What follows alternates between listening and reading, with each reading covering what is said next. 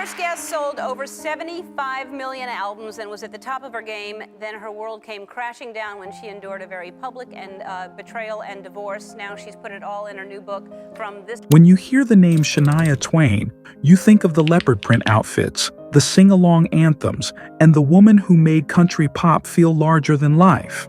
But at 60, Shania has decided it's finally time to clear the air about the stories that have followed her for decades. For years, fans have traded rumors about the struggles she hid behind the spotlight, rumors about her childhood, her health, and even her marriage. And now, she's confirming which ones were true all along. The answers might surprise you, and they paint a very different picture of the superstar we thought we knew. Stick around, because Shania's truth isn't just shocking. It's the kind of honesty that could change how you see her forever. Of course, it was painful. It's more difficult, to be honest, to talk about other elements of my life with the public because, to be honest, the divorce and the betrayal was already splattered all over the tabloids without me having anything to do with it. And I've already gone through that humiliation and embarrassment. So it's almost, for me, I've already gone through that part in the public. Right. And now, it's just, you know, it's easier to talk about than... Most people know her as Shania Twain, but that wasn't the name she was born with. She actually came into the world as Eileen Regina Edwards in the northern Ontario town of Timmins, which was mostly known back then for mining and its long, punishing winters. Life wasn't easy from the start. Her biological dad walked out so early that she never really got to know him, leaving her mom, Sharon, to raise the kids on her own. The house they lived in was about as basic as it gets. Sometimes no running water, drafty windows that rattled in the cold, and winters so harsh it felt like the snow could break right through the walls. When Eileen was 8 years old, her mom married Jerry Twain, a railroad worker from the Ojibwe community, and he officially adopted her and her sisters. That's how she got the last name Twain, which, as we know, stuck for life.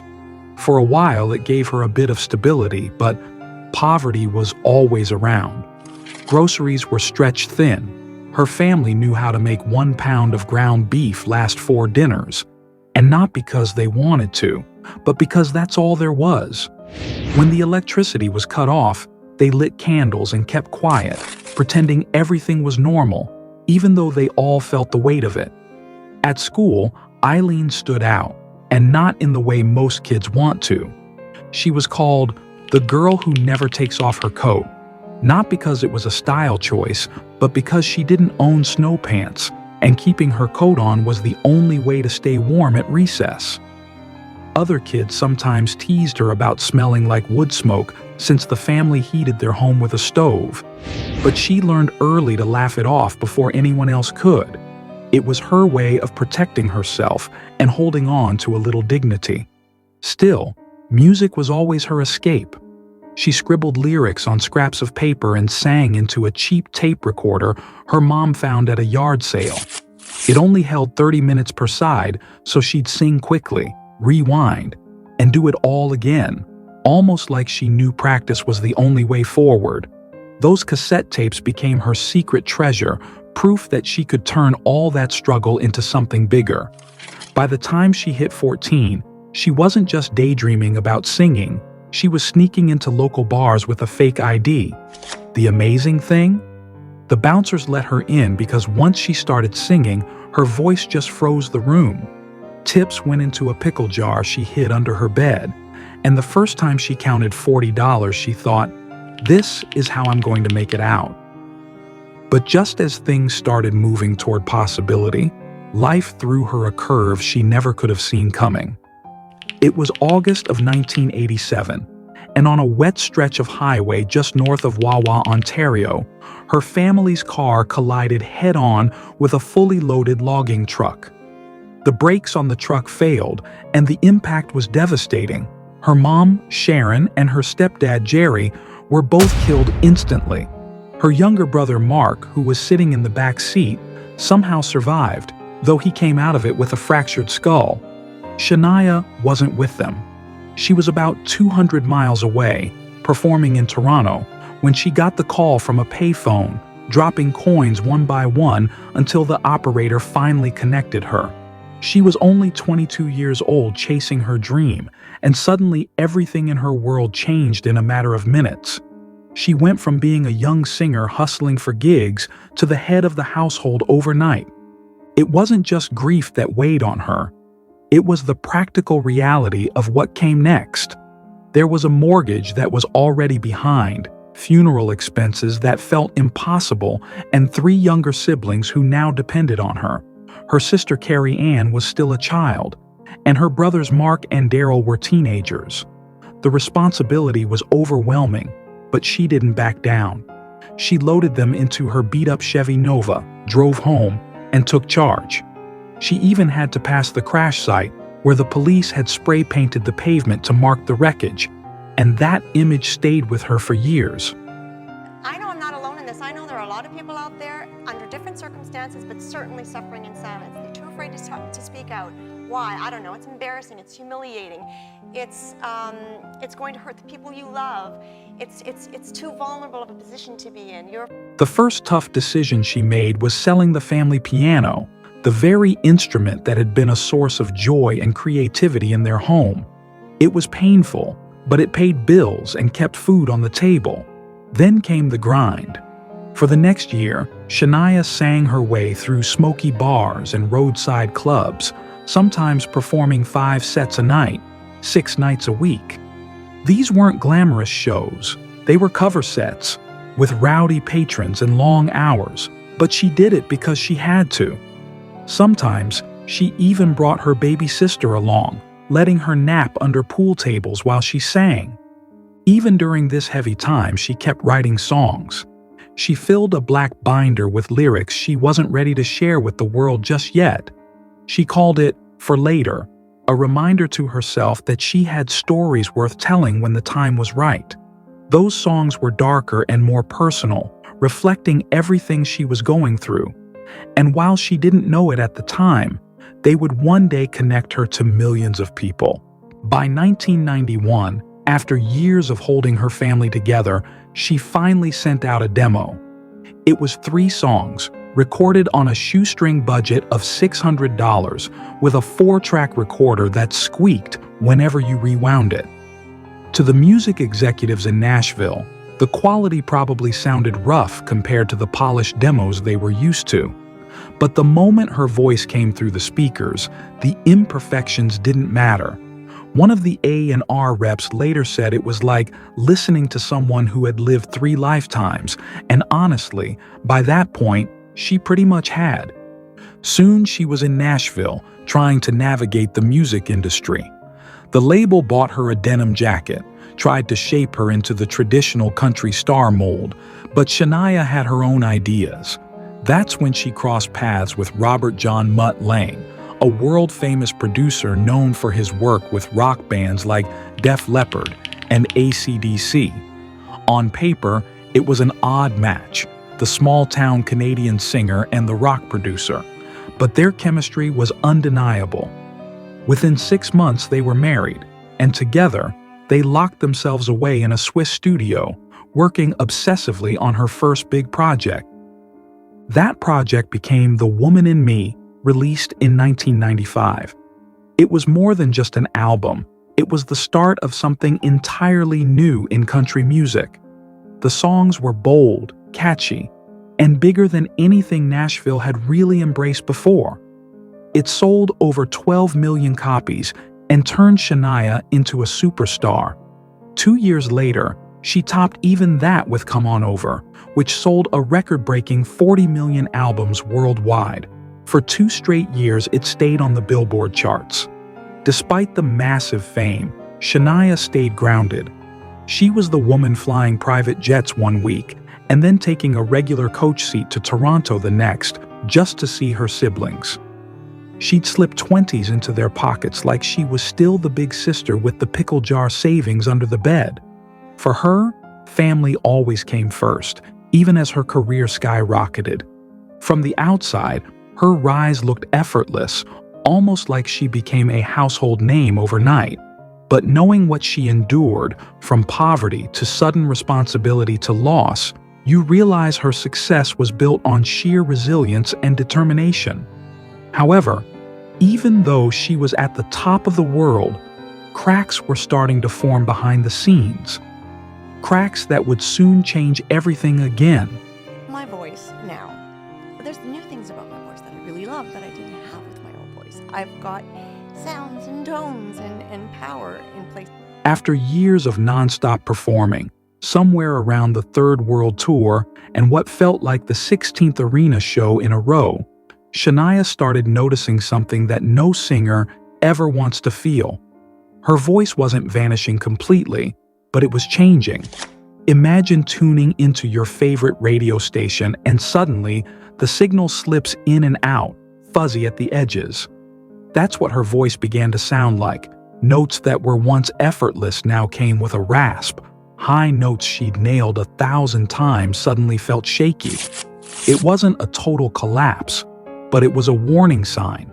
And for someone like Shania, whose whole identity was tied to her voice, it was terrifying. Backstage, she began adding little rituals, the kind of things that singers do when they're desperate to hang on. She gargled warm salt water before shows, avoided speaking as much as possible during the day, and leaned heavily on sound engineers to hide the cracks with clever mixing. To her fans, she still looked unstoppable, strutting across those giant stages with her signature energy. But behind the curtain, she was praying that nobody would notice the strain. Doctors were no real help at first. Some blamed it on exhaustion, others on acid reflux, and the advice was usually the same: rest a little, drink more water, try not to stress. The problem was, rest wasn't really an option. Shania had spent her entire life clawing her way to the top, and now that she was finally there, she wasn't about to cancel shows or risk losing momentum. So she kept going, night after night, while quietly carrying this fear that her most important gift was slipping away. And of course, the tabloids caught wind of it. You know how that goes. They thrive on any hint of weakness. Gossip columns started running blind items like, which chart-topping country queen is secretly hiding a health crisis? Online forums lit up with speculation. Fans wondered if it was vocal nodules or maybe even throat cancer. The rumors were everywhere, and the scariest part was that even Shania didn't know what was really happening. She stayed silent because saying nothing felt safer than feeding the speculation, but that silence only fueled more rumors. As if the stress of losing her voice wasn't enough, life threw her another blow, and this one hit even harder.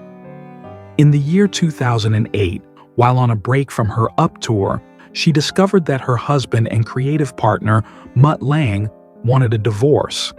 And the reason was like something out of a soap opera.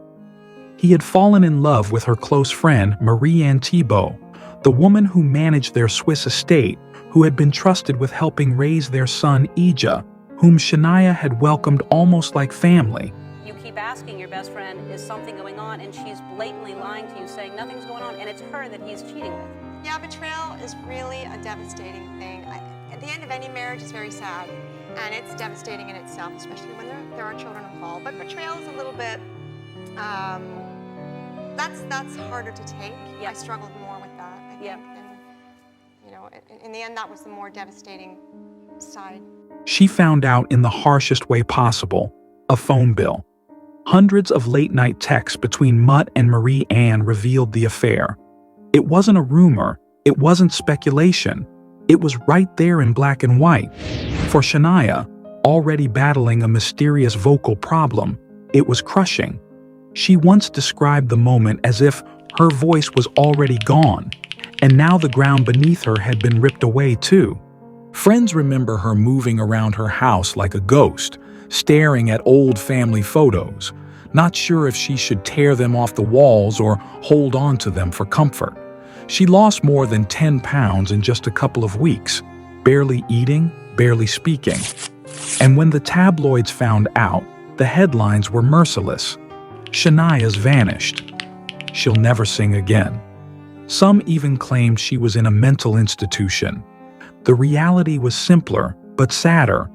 She was just trying to survive heartbreak while her career felt like it was hanging by a thread. And just when it seemed like everything was slipping away, the marriage, the music, the voice itself, something finally happened that gave her clarity. The diagnosis. The answer explained why her voice had been failing all those years. For the longest time, Shania just couldn't figure out what was happening to her voice. Doctors had all sorts of theories. Maybe it was stress, reflux, maybe she just needed a break. She went from appointment to appointment, and nothing ever really explained why her voice kept getting weaker. Then, finally, in Nashville, a specialist decided to run some more advanced tests. That's when the answer finally showed up: Lyme disease. It turned out she had been bitten by a tick years earlier, probably without even realizing it. The infection had been in her system for so long that it started attacking her nervous system, and part of that damage affected the nerves controlling her vocal cords.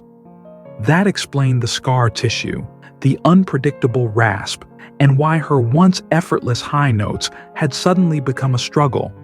For Shania, the diagnosis was both devastating and relieving. On one hand, she finally had proof that she wasn't imagining things. On the other hand, it meant facing the reality that, even with treatment, her voice might never be the same. Treatment was no small thing either. It involved long courses of antibiotics, specialized therapy, and endless vocal exercises. At one point, she even had to stay silent for extended periods to give her cords a chance to heal. For someone whose life revolved around her voice, that silence was frustrating and scary. Imagine being at the very top of your career, then being told that the thing that got you there might never fully come back. During this period, she decided she couldn't stay in Switzerland, surrounded by all the reminders of her broken marriage and old life. She sold the massive estate she and Mutt had shared and moved to the Bahamas. It was a complete reset. She traded cold mountains for ocean views, mornings full of studio sessions for quiet walks on the beach. Slowly, she started rebuilding both her health and her sense of self. Her days became a mix of healing routines. She would hum single notes out toward the sea, testing her voice against the sound of the waves. She'd write thoughts in her journal, sometimes turning them into lyrics. She'd ride horses along the shoreline, something that gave her both exercise and a sense of peace. It wasn't glamorous. It was basic and grounding. But that's exactly what she needed. And then, in one of those unexpected twists life throws at you, she grew closer to Fred Thibault. He was Marie Anne's ex-husband, which at first sounds complicated, but really it made sense. He knew the exact kind of betrayal she was going through. They both understood what it felt like to have trust broken in such a personal way. What started as long conversations and mutual support turned into a friendship, and eventually into something more. By the year 2011, they were married. And it wasn't a flashy celebrity wedding. It was a small beach ceremony, relaxed and intimate, with people barefoot in the sand. That simplicity felt right. After all the chaos, she wanted something real and grounded. With Fred's encouragement, she began writing music again. At first, it was just personal journaling, but melodies kept creeping in. Eventually, that led to her album, Now. She chose that title because she realized the only thing she could control was the present moment. The songs were raw, honest, and full of the kind of perspective you only get after being knocked down and forced to rebuild. And that rebuilding set her up for the years to come, because Shania wasn't finished. In fact, what she confirmed later at 60 would show just how far she had come back from those darkest days. Yesterday, the country music queen celebrated her 60th birthday, if you can believe that, turning back time with this adorable throwback pic. How good is that outfit?